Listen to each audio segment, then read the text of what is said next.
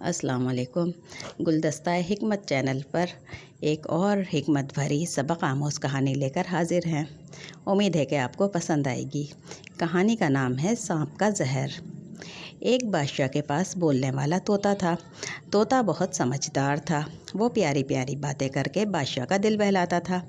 بادشاہ بھی اس کا بہت خیال رکھتا تھا اور اس کو کھانے کے لیے مزے مزے کی چیزیں دیتا تھا، جس سے طوطا بھی خوش رہتا تھا۔ بادشاہ طوطے کو ہر وقت اپنے ساتھ رکھتا تھا۔ دربار میں بیٹھتا تو بھی طوطا اس کے ساتھ ہوتا۔ بادشاہ نے طوطے کے لیے بہت خوبصورت پنجرہ بھی بنوایا تھا۔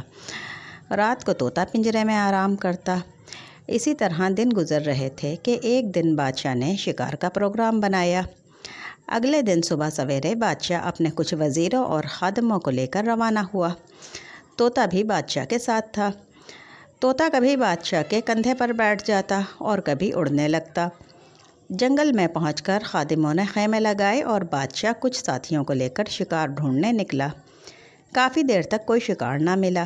اچانک بادشاہ کی نظر ایک ہرن پر پڑی اور بادشاہ نے اس کا پیچھا کرنا شروع کر دیا۔ ہرن تو اپنی تیز رفتاری کی وجہ سے مشہور ہی ہے۔ ہرن نے بھی دوڑنا شروع کر دیا۔ بادشاہ اس کا پیچھا کرتا رہا۔ ایک جگہ جھاڑیوں کے جھنڈ میں ہرن بادشاہ کی نظروں سے اوجھل ہو گیا۔ بادشاہ نے کافی ڈھونڈا مگر ہرن نہ ملا۔ ہرن کا پیچھا کرتے ہوئے بادشاہ اپنے ساتھیوں سے کافی دور نکل آیا تھا اور راستہ بھی بھول چکا تھا۔ طوطا بھی اس کے ساتھ تھا۔ دوپہر کا وقت تھا۔ گرمی کی وجہ سے بادشاہ نڈھال ہو رہا تھا۔ دور دور تک پانی کا نام و نشان نہ تھا۔ بادشاہ گھوڑے سے اتر کر ایک درخت کے سائے میں بیٹھ گیا۔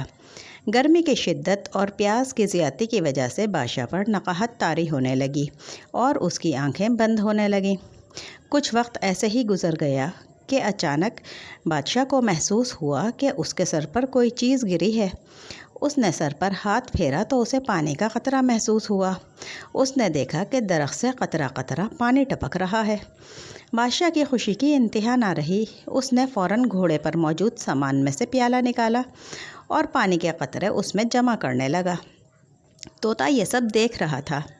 تھوڑی ہی دیر میں پیالے میں کچھ پانی جمع ہو گیا اور بادشاہ نے اسے پینے کے لیے پیالہ اپنے ہونٹوں سے لگایا۔ یکایک طوطا اڑا اور اپنا پر اس زور سے پیالے پر مارا کہ پیالہ بادشاہ کے ہاتھ سے چھوٹ کے گر گیا۔ بادشاہ کو یہ دیکھ کر بہت غصہ آیا، لیکن وہ دوبارہ پیالے میں پانی جمع کرنے لگا۔ جب کچھ پانی جمع ہو گیا تو بادشاہ نے پانی پینے کے لیے پیالہ منہ کے قریب کیا ہی تھا کہ طوطے نے دوبارہ وہی حرکت کی۔ پیالہ بادشاہ کے ہاتھ سے چھوٹ گیا اور زمین پر گر کر ٹوٹ گیا۔ اب تو بادشاہ کے غصے کی انتہا نہ رہی۔ پیاس کی شدت سے بے تاب بادشاہ نے اپنا خنجر نکالا اور ایک ہی وار میں طوطے کی گردن الگ کر دی۔ پیالہ بھی ٹوٹ چکا تھا۔ بادشاہ سوچنے لگا کہ اب کیا کیا جائے۔ اسی سوچ میں بادشاہ کی نظر اوپر درخت پر پڑی اور دہشت کے مارے اس کی آنکھیں پھٹی کی پھٹی رہ گئیں۔ بادشاہ نے دیکھا کہ ایک نیم مردہ سانپ درخت پر لٹکا ہوا تھا اور اس کے منہ سے قطرہ قطرہ پانی ٹپک رہا تھا۔ وہی پانی بادشاہ بغیر سوچے سمجھے پیالے میں پینے کے لیے جمع کر رہا تھا۔